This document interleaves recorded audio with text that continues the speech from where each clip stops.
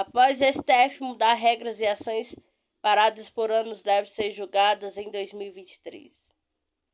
Com a mudança regimental aprovada pelo Supremo Tribunal Federal STF, que fixa prazo de 90 dias para devolução de pedidos de vista, 437 processos paralisados vêm ser julgado nos próximos meses, de acordo com a estatística disponível no site da Corte.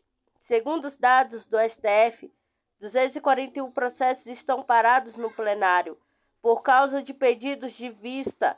Dentro desse número, 11 foram ajuizados há mais de 2 décadas e 55 têm entre 10 anos e 19 anos. Na primeira turma, são 57, na segunda turma, 139. Entre os processos que devem ser analisados, retomada uma liminar de 2020 no ministro Luiz Fux, que suspendeu a criação de chamado juiz de garantias em dispositivos do pacote anticrime aprovado durante o governo de Jair Bolsonaro PL. O julgamento foi travado pelo ministro Gilmar Mendes. Outros pedidos de vista feitos pelo ministro Luiz Fux em 2015 paralisou discussões sobre o direito de pessoas transexuais usarem banheiros públicos de acordo com a sua identidade de gênero. Também estão pendentes julgamentos de decretos de Bolsonaro que facilitam o acesso à arma no país, interrompidos pelo ministro Cássio Nunes Marques, indicado pelo presidente à Corte. Dos casos em aberto no plenário, o maior número de pedidos de vista foi feito pelo ministro Gilmar Mendes, 75, seguido por Alexandre de Moraes, 33, André Mendonça, 47, Nunes Marques, 38, elogios. A regra aprovada por unanimidade pelos ministros estabelece que, passado o prazo, os processos serão liberados automaticamente para deliberação da Corte. Até então, o prazo para devolução dos pedidos de vista era de 30 dias, mas como não havia liberação automática na prática, os relatores podiam atrasar o julgamento por tempos indeterminados. Para Wallace Corbo, professor de Direito Constitucional da Fundação Getúlio Vargas, FGV, a novidade é positiva, pois impede o uso estratégico do pedido de vista para postergar ou até impedir o julgamento de uma ação. Essa mudança facilita uma corte decidida em incentivar que os ministros votem o quanto antes e assegura que os casos são encontrar um fim, pontua o especialista. Demorou para fazer início o pedido de vista. Foi se deformando com o tempo, avalia o professor da Universidade de São Paulo, da USP, Vitor Rein Estirato, doutor em Direito do Estado. Pela mesma instituição, ele relembra que antigamente as vistas duravam um intervalo entre uma sessão e outra. Isso passou a ser usado politicamente para retirar o processo sensível de julgamento e acabou se tornando uma prerrogativa para o ministro subverte a pauta. O ministro aposentado Marco Aurélio Melo também classificou as mudanças como inovação bem-vindas, como mostrou o Estadão. Para ele, as alterações acabam com a ideia de 14 supremos e perdidos de vista. Reorganização do Bolsa Família, propriedade do desenvolvimento social.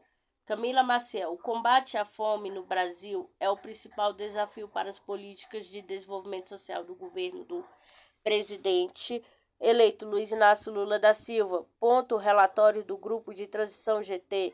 O país tem 33 milhões de pessoas em situação de grave insegurança alimentar, conforme o segundo inquérito nacional sobre insegurança alimentar no contexto da pandemia da Covid-19. Para reverter esse quadro, o GT aposta na reorganização de recomposição orçamentária das políticas de transferência de renda, de programas nutricionais na oferta de serviços sociais.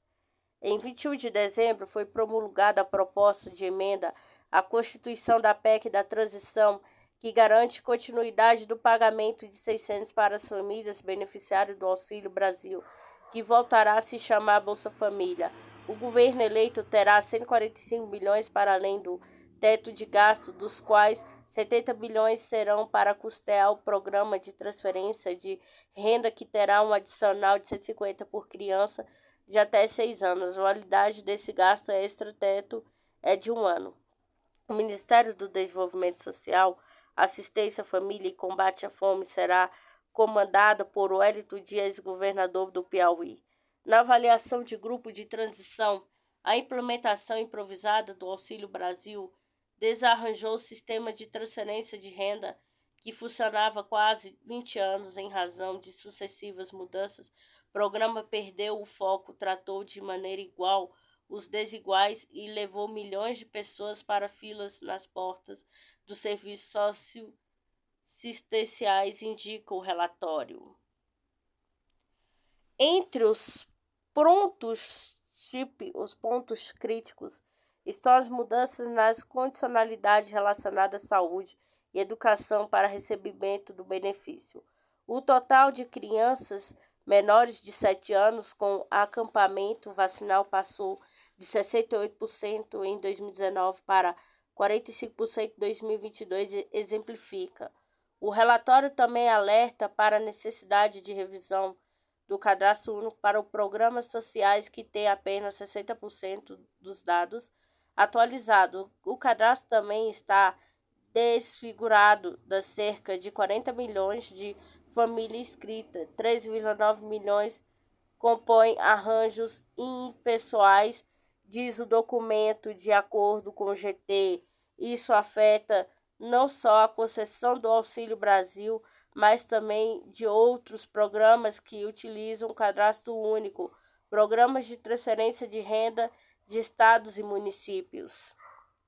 Ainda sobre o Auxílio Brasil, o GT revela que 9,5 milhões de empréstimos consignados foram concedidos para beneficiários do programa e também do benefício de prestação contínua, BPC, às vésperas da eleição. Essas pessoas terão até 40% do valor de seu benefício comprometido, mesmo que não permaneçam no programa. A medida claramente eleitoral vai na contramão das políticas de proteção social, colocando em risco benefícios futuros, críticos do texto. O documento destaca ainda a necessidade de retomar a atuação coordenada entre os ministérios para promover o desenvolvimento social com redução da pobreza e das desigualdades e a erradicação da fome no país. Orçamento. O relatório aponta que o orçamento de 2023 do Sistema Único e de Assistência Social de SUAS teve redução de 96% na comparação com a de 2022, que já era menor do que 2018. Estão previstos 50 milhões do projeto de lei orçamentária anual PLOA.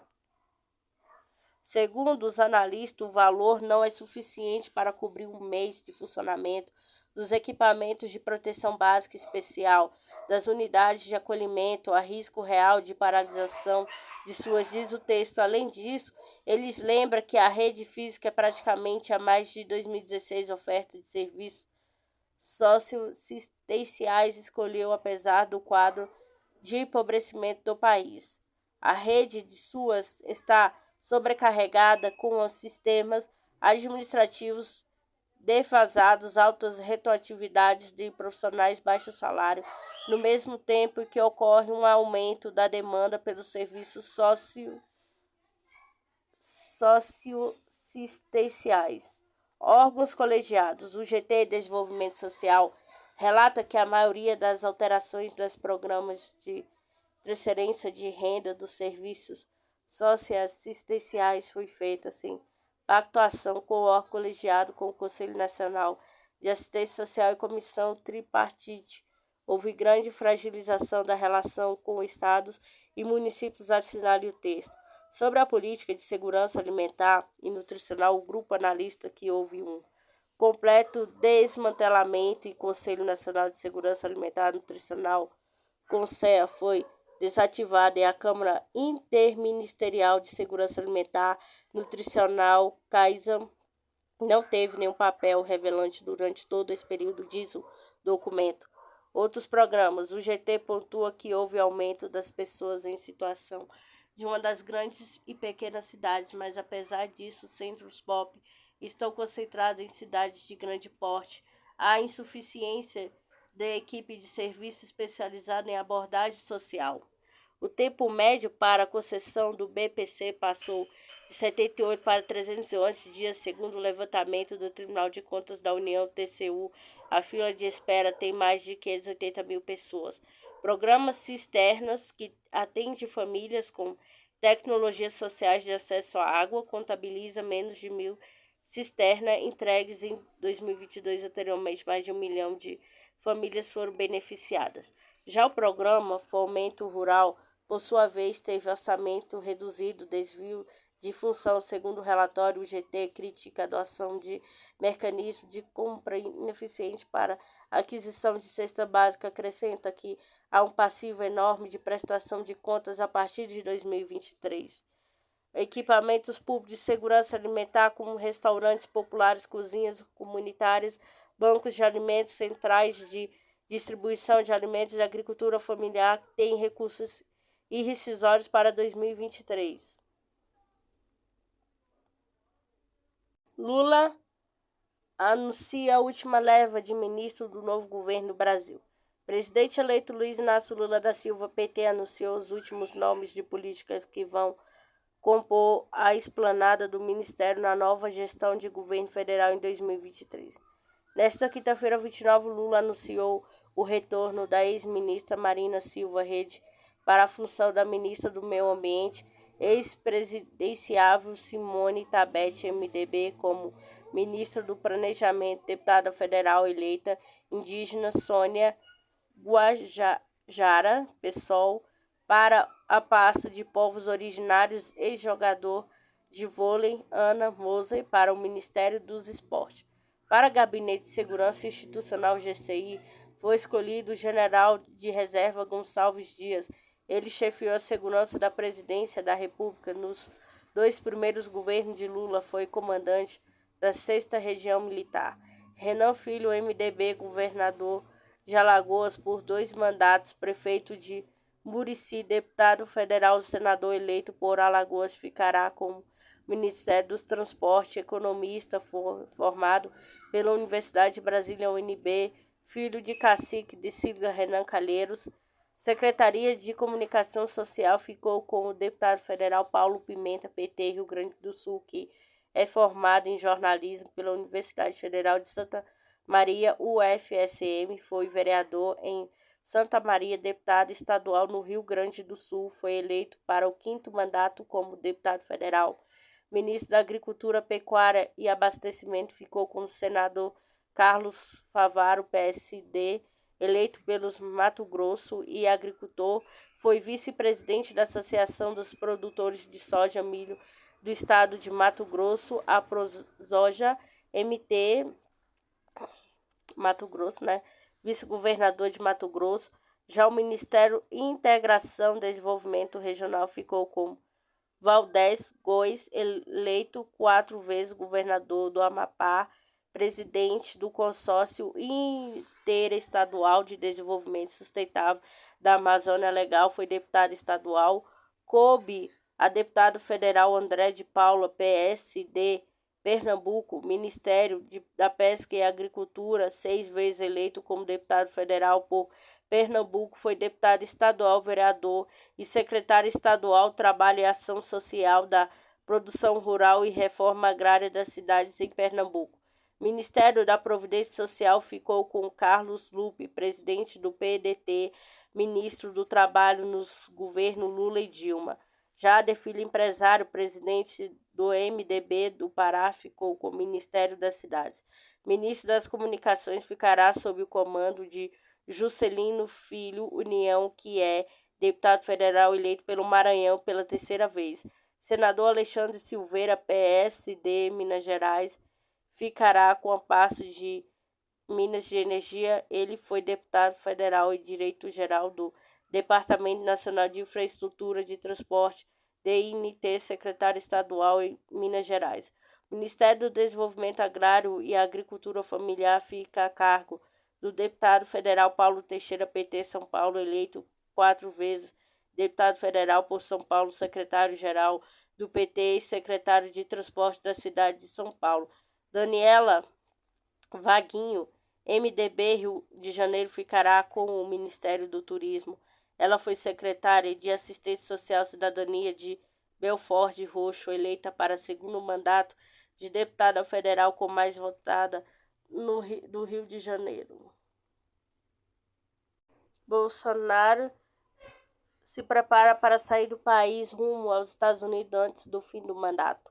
Segundo noticiado, a viagem do presidente visa evitar a posse do presidente eleito Luiz Inácio Lula da Silva, PT, em 1º de janeiro. O presidente Jair Bolsonaro, PL, se prepara para viajar para os Estados Unidos nesta semana, antes do término de seu mandato.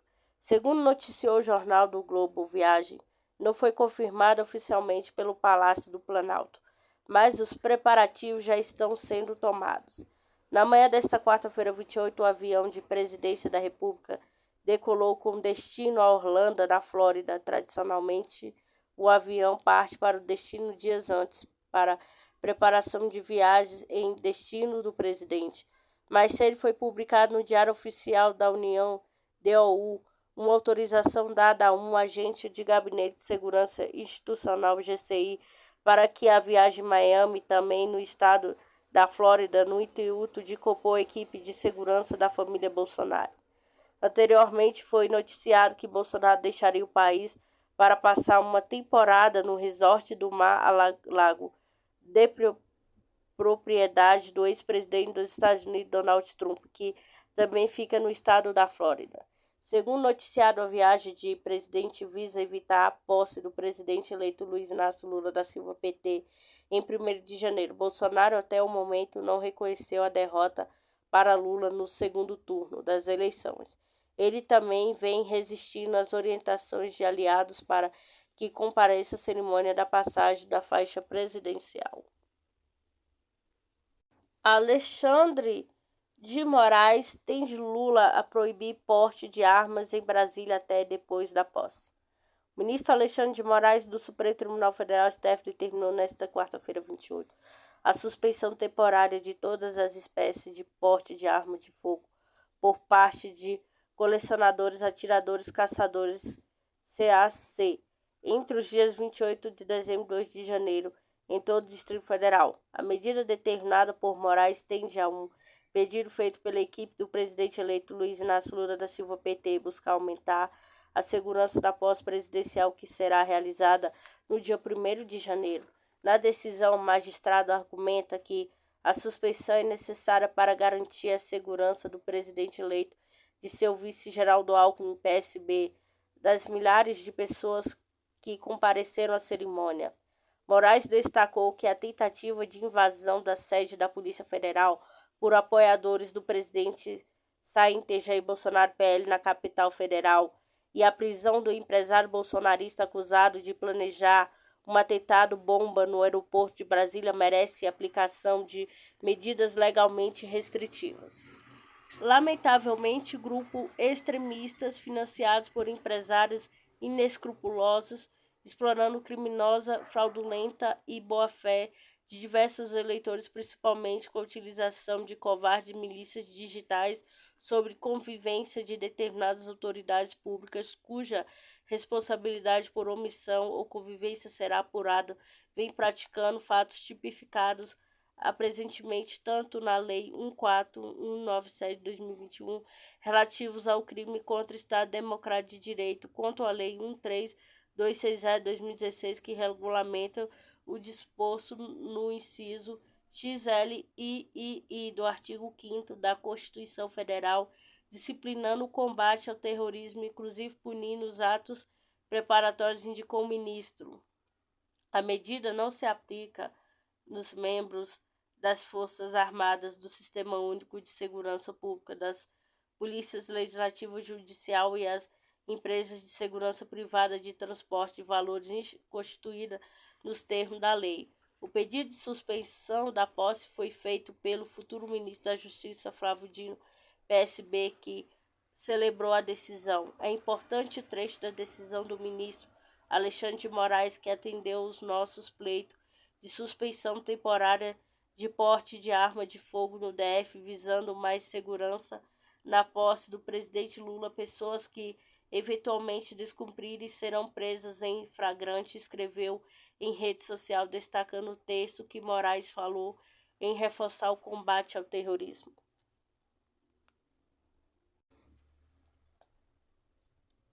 Com orçamento militar recorde, Estados Unidos pode aumentar interesse pela América Latina? Na sexta-feira, 23, o presidente dos Estados Unidos, Joe Biden, assinou a Lei de Autorização da Defesa Nacional, NDAA, na sigla em inglês, para 2023, liberando um recorde de quase 850 bilhões, cerca de 4,5 trilhões em financiamento à defesa. Ouviu 2 pesquisadores para discutir os possíveis impactos na América Latina. Conforme publicou o Departamento de Defesa dos Estados Unidos, NDAA prevê a proibição de qualquer cooperação militar norte-americana com a Rússia, além de cerca de 800 milhões, cerca de 4,23 bilhões em ajuda da Ucrânia, 10 bilhões e 52,94 milhões para modernizar as capacidades de segurança de Taiwan, que deve acirrar as tensões com a China. A competição dos Estados Unidos com Pequim, porém, não está apenas na Ásia. No fim de julho, durante o XV, Conferência do Ministério da Defesa das Américas, CMDA, secretário de Defesa norte-americano Lloyd Austin chegou a afirmar que a estabilidade democrática na América Latina estaria ameaçada pelos esforços da China para obter influência. Para discutir o assunto e os possíveis desdobramentos do novo orçamento de defesa na América Latina, Sputnik Brasil conversou com o pesquisador Isabela Gama, especialista em segurança, teoria das relações internacionais dos BRICS, pesquisadora pós-doutorado na Escola de Comando e Estado-Maior do Exército, SEME, e João Cláudio Pitillo, professor de História e membro do Núcleo de Estudos da América Nucleares da Universidade do Estado do Rio de Janeiro, UERJ. Os pesquisadores analisaram a fala do secretário de Defesa norte-americano, avaliaram os objetivos da inclusão de Taiwan e Ucrânia no orçamento de defesa dos Estados Unidos. Além disso, os especialistas comentaram a situação das relações da América Latina com a Rússia e com a China, apontaram os possíveis efeitos de eleições de Luiz Inácio Lula da Silva nesse processo. Influência chinesa na América Latina atrai a atenção dos Estados Unidos sobre a possibilidade da América Latina entrar no radar de Pentágono por conta de maior influência da China. Especialista Isabela Gama explica que durante um período a região ficou fora das principais preocupações dos Estados Unidos, isso porque outras regiões mais instáveis passaram a carecer de mais recursos e atenção por parte dos Estados Unidos. Segundo aponta Gama em entrevista, o Brasil, atenção norte-americano, retornou para a região após um aumento de influência chinesa. Porém, ela disse que não acreditar que Washington use como pretexto para impor sua presença uma suposta instabilidade política como ocorreu no passado. A China está presente em quase todos os lugares. Essa questão é dos Estados Unidos dizer que existe uma instabilidade democrática na América Latina é uma desculpa para intervir um pouco mais. Nós não temos tantos problemas de instabilidade democrática assim que careçam de intervenções. Acredito que essa seja uma desculpa norte-americana para realmente tentar se posicionar um pouco mais dentro da região, afirma. Questionada sobre se o porte financeiro de Washington e Ucrânia e Taiwan seria uma forma de conter a China, Gama destaca que os Estados Unidos passaram por um período dormente no que tange ter uma presença forte em determinados locais. Diante disso, ele diz não ter dúvidas de que o aporte é uma forma de retomar essa influência. Com os avanços da Rússia e da China para os outros territórios, os Estados Unidos precisam manter sua presença mais firme em determinados locais. No caso da Rússia, e da Ucrânia, e também uma necessidade de não deixar a Europa sucumbir. Afinal de contas, esse conflito está drenando recursos da Europa, diz.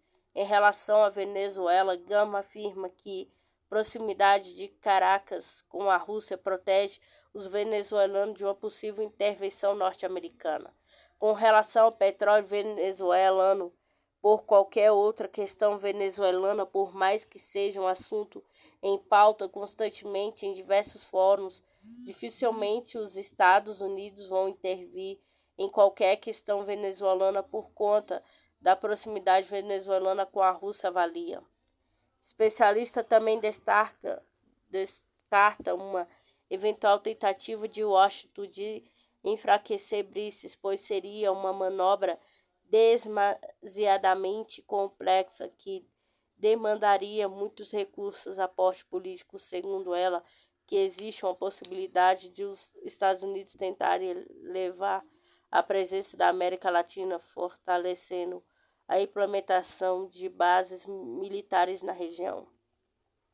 Existe, assim, esse interesse norte-americano de reforçar sua presença militar dentro da América Latina, porque isso talvez traria outros benefícios, não só em termos de defesa, mas também que uma presença que pode se expandir para outras áreas ponderar.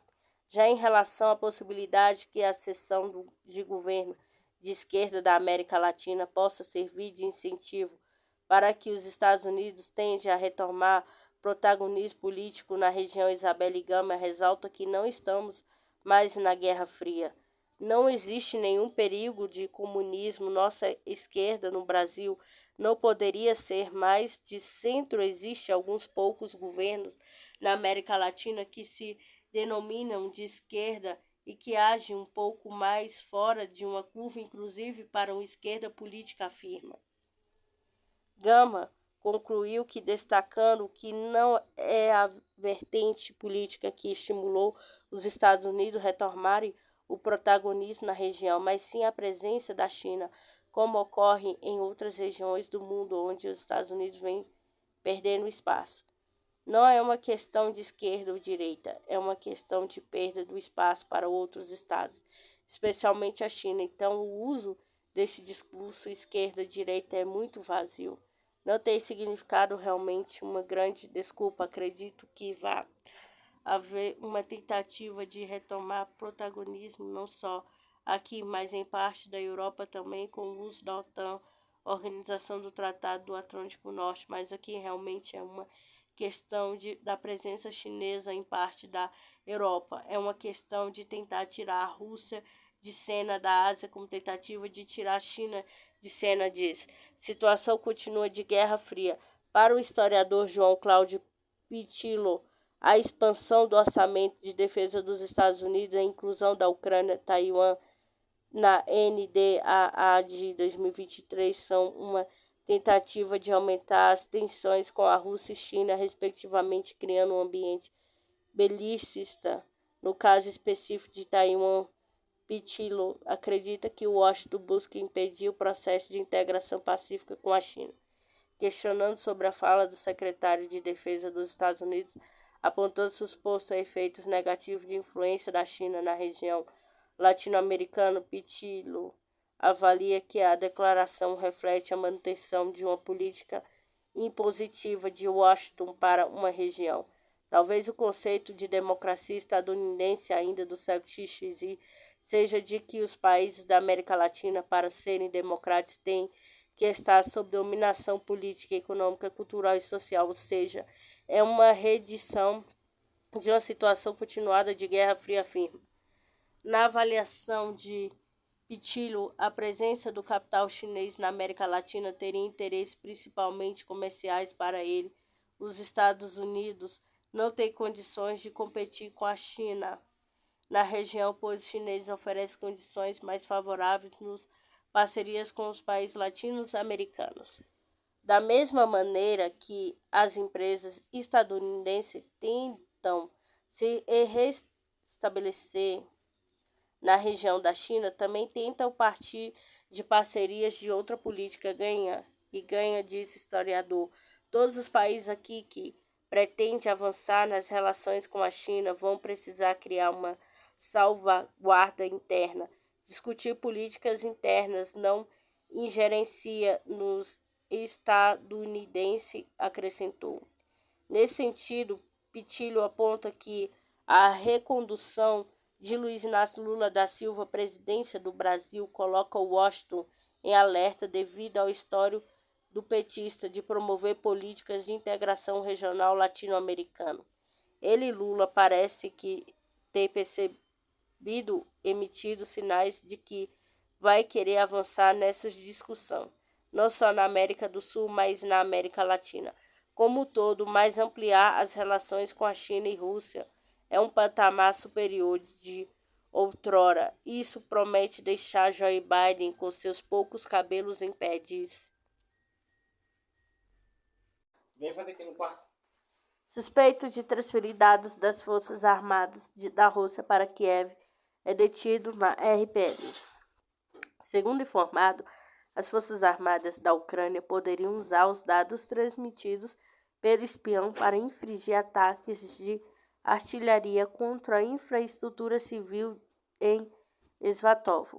Os serviços especiais russos detiveram nesta sexta-feira 30 um residente da cidade libertada de Svatov, na República Popular de Lugansk, RPL, suspeito de transferir dados sobre o movimento de militares e equipamentos russos para Kiev, disse uma fonte. Os serviços especiais da RPL detiveram um morador de Svatov, suspeito de transferir informações sobre a movimentação de tropas e equipamento das Forças Armadas da Rússia para a inteligência estrangeira, disse a fonte. Segundo a fonte, as Forças Armadas da Ucrânia poderiam usar os dados transmitidos pelo espião também para infligir ataques de artilharia com a infraestrutura civil em Svatov. A situação nessa região no Donbass pirou alguns meses atrás. As forças de segurança ucranianas regularmente bombardeiam Svatov com sistemas de foguetes de lançamento múltiplos em mares americanos e tentam romper as defesas em uma área estrategicamente importante, pois abre caminho para vários assentamentos da República. Não terminará bem, Turquia alerta que não permitirá a expansão da Grécia no Mar Egeu. Ankara não permitirá qualquer expansão da Grécia no Mar Egeu, alertou o ministro das Relações Exteriores, Mevlut Cavusoglu. A declaração foi dada ao comentar os recentes relatos sobre os planos de Atenas avança pelas águas territoriais em torno da ilha de Creta. Não permitiremos a expansão das águas territoriais gregas, nem sequer uma milha no Egeu, muito menos 12. Estamos alertando a Grécia mais uma vez que não se metam no heroísmo falso, confinando naqueles que poderiam apoiá-los. Não busquem o aventurismo. Não terminará bem para vocês, alertou. Cavusoglu ainda citou a declaração em 1995 que ressalta que se a Grécia aumentar suas águas territoriais mais de 6 milhas, 9,6 quilômetros no Egeu, o governo utilizará todos os poderes, incluindo os militares, para defender os interesses da Turquia. Chanceler prometeu seguir protegendo os direitos de seu país nos mares Egeu e Mediterrâneo, lembrando que Ankara tentou dialogar com Atenas. Por sua vez, o diálogo foi suspenso devido a uma campanha contra a Turquia, as provocações no Egeu e as acusações de genocídio e a pressão sobre os turcos de Trácia Ocidental. Forças russas destrói 2 radares dos Estados Unidos, um do sistema antiaéreo S-300 ucranianos. Tropas de mísseis e artilharia russa destruíram 2 estações de radar dos Estados Unidos em radar do sistema de mísseis antiaéreo S-300, informou nesta terça-feira 30 o Ministério da Defesa da Rússia. Na República Popular de Donetsk, RPD, foram descobertas oposições que destruíram 2 estações de radar de luta contra a bateria AN/TPQ-50 de fabricação dos Estados Unidos. Além disso, na região de Sumy foi eliminada a estação de radar de um sistema de defesa antiaéreo S-300 ucraniano, apontou o comunicado. Destaca-se que, no total, as tropas de mísseis e artilharia atingiram 73 subunidades de artilharia da Ucrânia em posição de fogo, bem como combatentes e equipamento militar em 86 áreas. O tenente-general Igor Kanashenkov, representante oficial do Ministério da Defesa da Rússia, informou que nas últimas 24 horas os meios de defesa antiaéreo russo derrubaram 6 drones de ataque, inclusive 3 veículos aéreos não tripulados do jato Strizh Tu-141. De acordo com entidades militares, a aviação de caça das Forças Aeroespacial da Rússia abateu um avião MiG-29 e 2 helicópteros Mi-8 ucranianos da República Popular de Donetsk. Além disso, nas direções de Kupiansk e Krasny Lima, as forças russas eliminaram 100 militares ucranianos, bem como 7 veículos blindados de combate. Já na direção de Donetsk, o adversário perdeu até 50 combatentes e 7 unidades de equipamento militar. Segundo Konashenkov, no decorrer de combates de contrabateria da RPD, as tropas russas eliminaram 2 peças de artilharias ultrapropulsadas, 2 S-1, Jinvodika, nas áreas dos povoados Lenzovaia, na região da Kharkovia, e Melinovka, na RPD. Também foram destruídos os sistemas de lançamento múltiplo de foguetes GRAD, Abuzeiro D-20 e D-30. Avança de Arthur Lira sobre o orçamento secreto não virá no primeiro ano de Lula, diz especialista. A escolha de Arthur Lira para passar a faixa Lula prova que o presidente da Câmara foi quem, de fato, governou o Brasil nos últimos anos. Saiba como foi em 2022 de Lira. É o que espera de sua relação com Lula em 2023. O deputado federal e presidente da Câmara dos Deputados Arthur Lira, PP Alagoas, é a figura mais cotada para passar a faixa presidencial a Lula. Durante a cerimônia de posse do novo presidente em 1º de janeiro, o presidente Jair Bolsonaro, PL, se negou a realizar o gesto e preferirá viajar para o resort de luxo nos Estados Unidos, abrindo mão de governar o Brasil. Até o último dia de seu governo, já o vice-presidente Hamilton Mourão optou por não passar a faixa a Lula, por temer ser crucificado pelos seus eleitores, reportou o portal UOL. De acordo com a Constituição e o terceiro nome na linha de substituição presidencial, o presidente da Câmara dos Deputados é o que legitima a escolha de Lira para passar a faixa. Contudo, a lei não determina que essa linha sucessória seja aplicada à cerimônia de posse. A decisão final ficará a cargo do cerimonial do novo governo.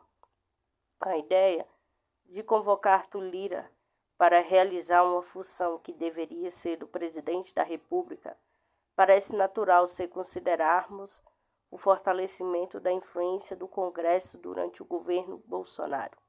Arthur Lira teve um grande poder durante o governo Bolsonaro, disse a professora de Ciências Políticas da FGV, Graziele Testa. Houver um maior espaço para o Legislativo atuar na construção e execução de política pública do que nos governos anteriores. Arthur Lira se fortaleceu ao implementar o chamado orçamento secreto, que garantiu ao Congresso e ao presidente da Câmara a gestão de parte considerável dos recursos federais e é considerado por muitos como um dos maiores esquemas de corrupção legalizada da história republicana. Testa, porém, não acredita que a influência hipertrofiada de Lira durante o governo Bolsonaro tenha configurado um parlamentarismo de fato, como sugere algum cientista político.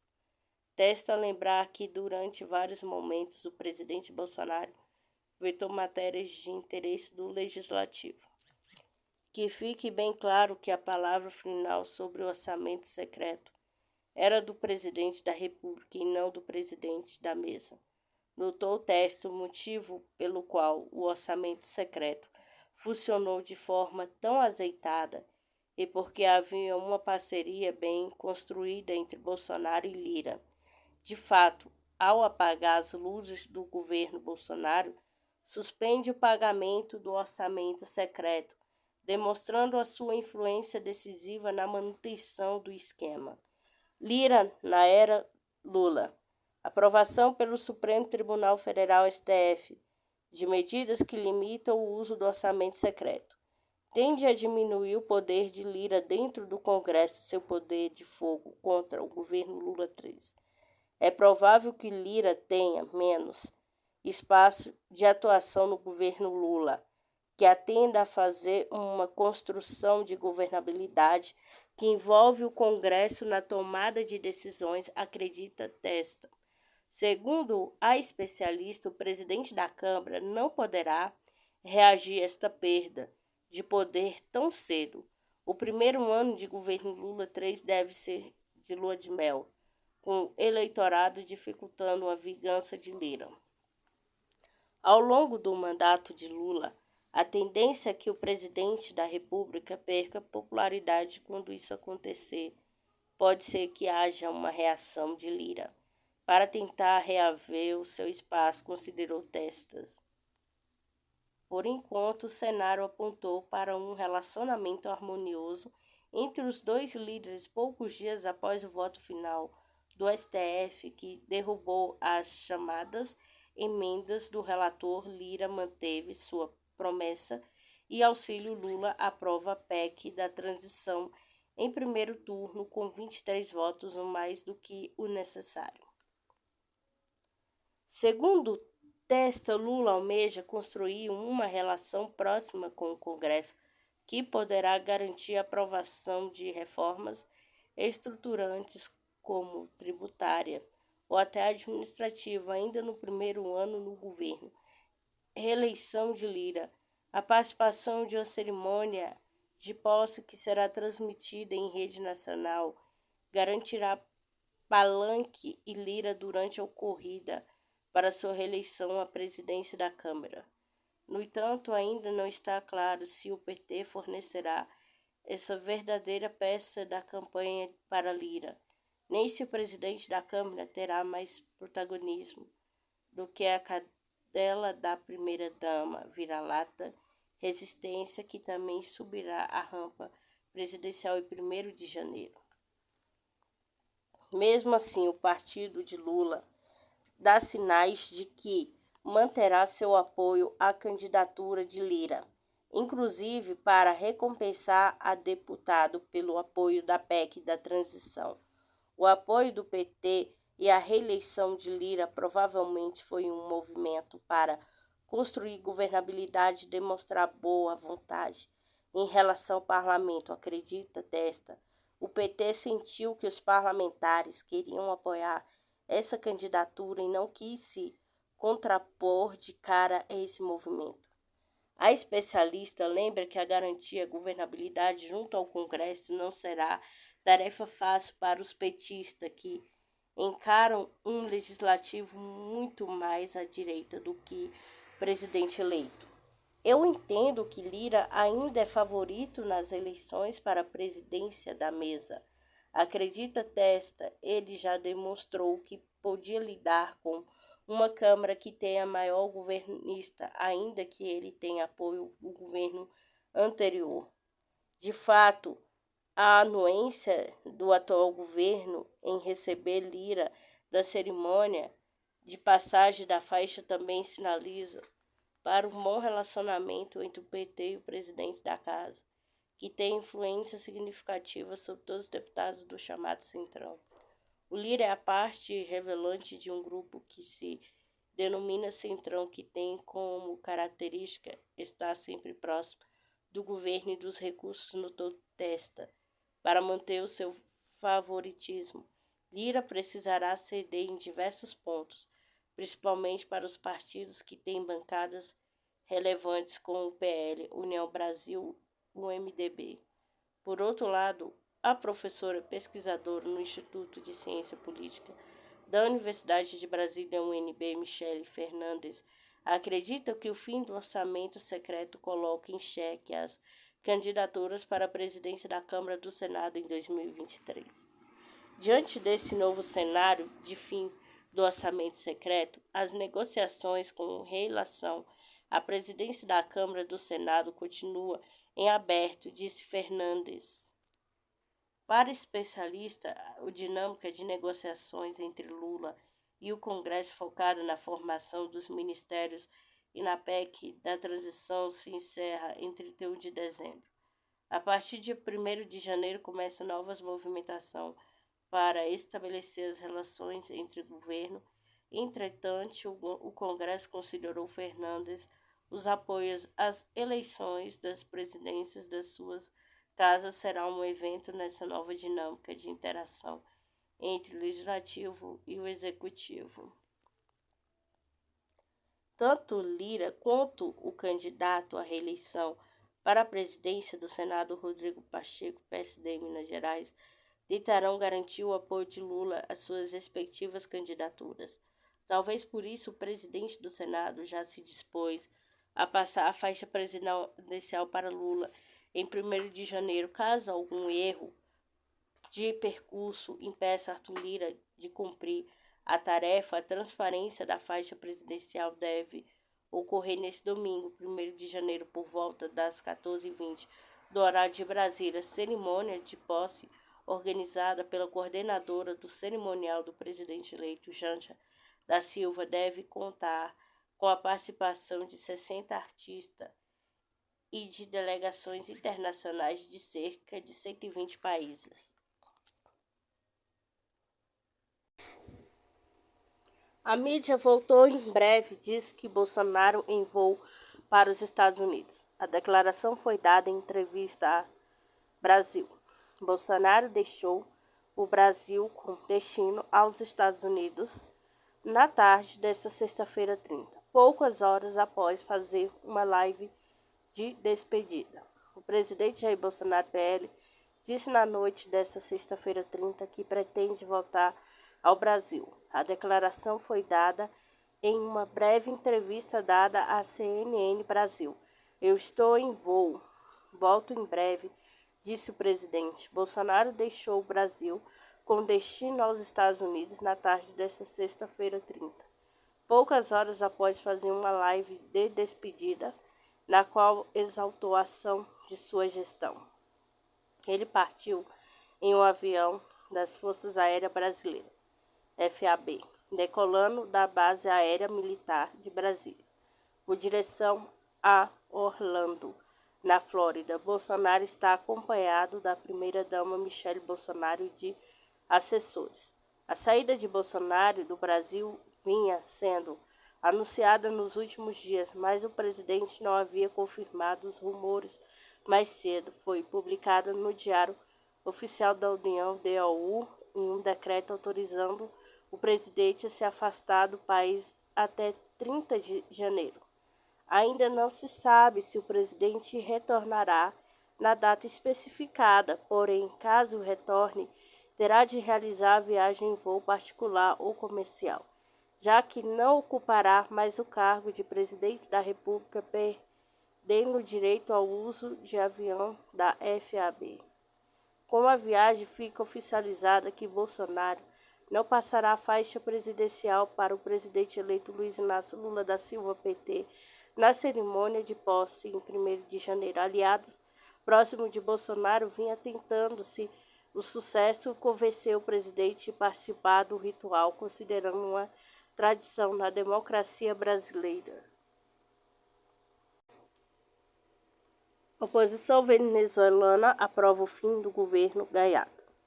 Integrantes da oposição decidiram que o governo Gallardo deveria ser eliminado por ter perdido força e não ter cumprido com suas promessas. Deputados da oposição venezuelana aprovaram nesta sexta-feira 30 o fim do governo interino de Juan Guaidó. A votação foi realizada em sessão virtual extraordinária da Assembleia Nacional, eleita em 2015.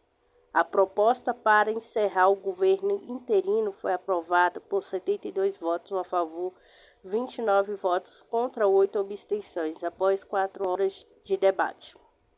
A votação havia sido adiada para dia 3 de janeiro de 2023, mas foi antecipada para esta sexta-feira, devido à pressão de dirigentes das legendas que apresentaram a proposta. Em 22 de dezembro, os parlamentares haviam aprovado o debate sobre a proposta de eliminação do governo interino. A proposta foi apresentada pelos partidos de oposição Primeira Justiça, Ação Democrática, Novo Tempo e Movimento para a Venezuela, legendas que eram base do apoio de Guaidó. Na votação, os integrantes das legendas argumentaram que o governo Guaidó deveria ser eliminado por pedir de força não ter cumprido com suas promessas. Na votação foi acertado que a função do governo interino passarão à Assembleia Nacional, que será responsável por gerir as reuniões do ADOC nos petróleos de Venezuela, SAPDVSA, Holding, na empresa Citigo, com sede nos Estados Unidos, do Banco Central da Venezuela, BCV, sobre a questão correlatas à proteção dos ativos da Venezuela bloqueado no exterior. Além disso, foi acertada a criação de uma comissão executiva para representar a defesa de ativos venezuelanos no exterior. João Guaidó se autoproclamou presidente interino da Venezuela em 2019 com apoio do governo dos Estados Unidos. A parte mais importante da triade nuclear Rússia recebe 2 bombardeiros Tu-160M. 2 bombardeiros estratégicos russos Tu-160M foram entregues nesta sexta-feira 30, informou a Corporação Unida de Construção Aeronáutica da Rússia, UAC, na sigla em inglês. Uma das aeronaves apresentadas é considerada a peça mais importante da triade nuclear do país. De acordo com a empresa, além da entrega de um bombardeio estratégico Tu-22M3 modernizado, 2 Tu-160M foram submetidos a testes de voo. A UAC, um dos braços de Rostec, acrescentou que o Tu-22M3 recebeu uma série de ajustes com o objetivo de aumentar suas capacidades. O Tupolev 22M3 é uma versão moderna do icônico bombardeiro estratégico da era soviética que está em serviço desde a década de 1970. Este tipo de aeronave foi repetidamente modernizada com a última reforma, o M3M, revelado em 2018. A corporação também submeteu 2 bombardeiros Tu-160OM com capacidade nuclear para testes de voo. Uma das aeronaves é uma versão modernizada de um avião existente, enquanto a outra foi construída do zero com parte dos esforços da Rússia nos últimos anos para reiniciar seu programa estratégico de fabricação de aviões. Tu-160 detém muitos recordes por ser o maior avião supersônico do mundo e o mais rápido. Além disso, é a maior aeronave com asas de geometria variável. Tu-160 é a parte mais importante da triade nuclear da Rússia. Então, a modernização dos aviões de guerra da ativa é retomada da produção desses bombardeiros estratégicos é nossa prioridade, Sergei Chamezov, chefe de Rostec. Ele acrescentou que nos próximos anos a produção dessa máquina aumentará assim. Espera-se que em 2023 sejam entregues mais 3 unidades. Bombardeio russo T-160 mísseis do Cruzeiro.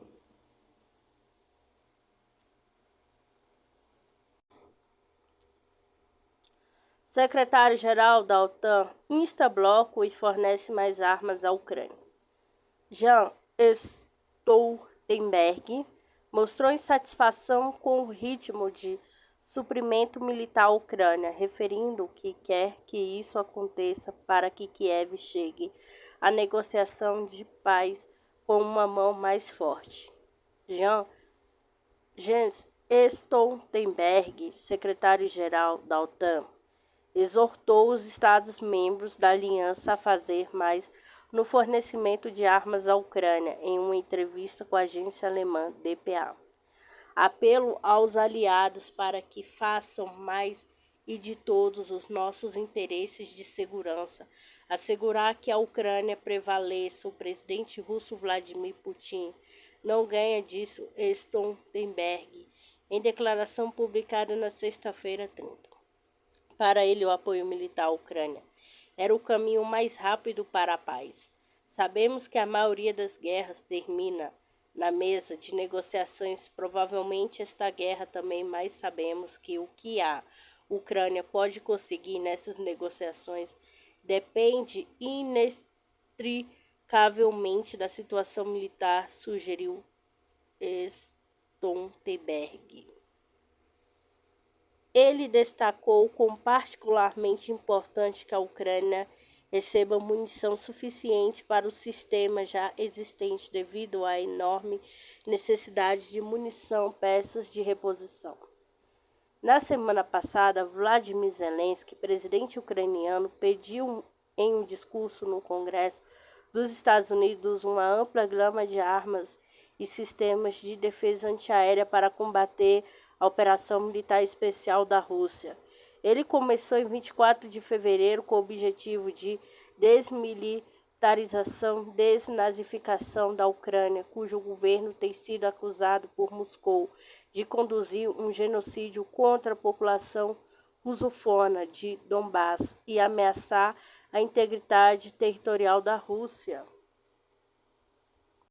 Mais de 3.000 civis foram encontrados mortos em Mariupol após libertação, diz Rússia. O Comitê de Investigação russo analisou o que se passou na cidade após a saída dos militares ucranianos. Encontrou cadáveres de civis aparentemente mortos pelas forças de Kiev. Mais de 3.000 civis foram encontrados mortos em Mariupol após militantes ucranianos se retiraram da cidade, informou na sexta-feira 30 o serviço de imprensa do Comitê de Investigação da Rússia, a Sputnik. Conforme a investigação, quando os militares russos organizavam corredores humanitários através do setor, um dos setores em que a cidade foi dividida pelas tropas ucranianas, os combatentes da Guarda Nacional da Ucrânia criaram artificialmente obstáculo para a evacuação da cidade. Incapazes de deixar a cidade e de se deslocar em busca de sustento, os civis viraram alvo vivo para os punidores ucranianos, que executaram seus assassinatos com vários tipos de arma, disse o Comitê de Investigação. Por exemplo, somente em abril foram encontrados cadáveres de 51 civis nas oposições abandonadas pelas tropas ucranianas após a cidade ser totalmente libertada e inspecionada. Seu número excedeu 3.000, acrescentou. A organização propôs a criação de um banco de dados de DNA das pessoas mortas na cidade. Devido às dificuldades em estabelecer sua identidade, ele apontou que o resultado do trabalho dos investigadores demonstram claramente o envolvimento das Forças Armadas ucranianas na morte dos civis, mas não permite identificar a identidade Idade dos Mortos. Neste contexto, foi proposto organizar o trabalho de formação de um banco de dados do DNA das pessoas mortas em Mariupol para utilizar na solução das tarefas definidas para a investigação, também para permitir que os familiares saibam o destino de seus entes queridos, classificados como desaparecidos, relatou o Comitê de Investigação da Rússia. 310 dias de operação especial militar nas fronteiras russas. Em 24 de fevereiro de 2022, o presidente da Rússia, Vladimir Putin, anunciou o início de uma operação militar especial para desmilitarização e desnazificação da Ucrânia. Durante a operação, o exército russo, junto com as forças das repúblicas de Donetsk e Lugansk, libertou completamente a República Popular de Lugansk, uma parte significativa da República de Donetsk, inclusive Volnovakha, Mariupol, Siv e Targovsk, bem como toda a região de Kherson, áreas de Zaporozhye, junto do Mar de Azov, uma parte da região da Kharkovia. De 23 a 27 de setembro, a RPL e região de Kherson, Zaporozhye, realizaram referendo sobre a adesão à Federação da Rússia, com a maioria da população votando a favor em 30 de setembro durante uma cerimônia de Kremlin. O presidente russo assinou os acordos sobre a integração das repúblicas populares de Donetsk e Lugansk em regiões de Kherson, Zaporozhye e a Rússia após a aprovação por ambas as câmaras do parlamento russo. Os acordos foram ratificados por Putin no dia 5 de outubro.